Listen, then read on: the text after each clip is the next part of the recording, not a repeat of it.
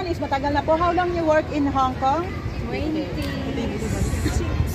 Wow. years. So ano yung encouragement mo muna una?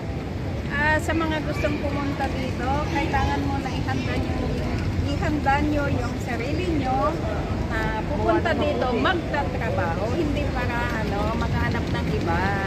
Okay, Kasi pag hindi nakahanda yung sarili nyo, hindi nyo makakaya yung mga dito.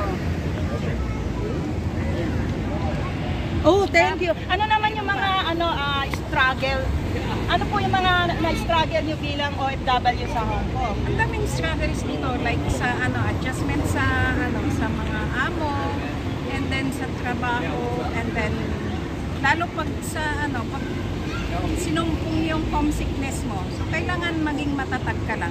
Kailangan labanan kasi pagka bibigay ka sa sa feelings mo, then matatag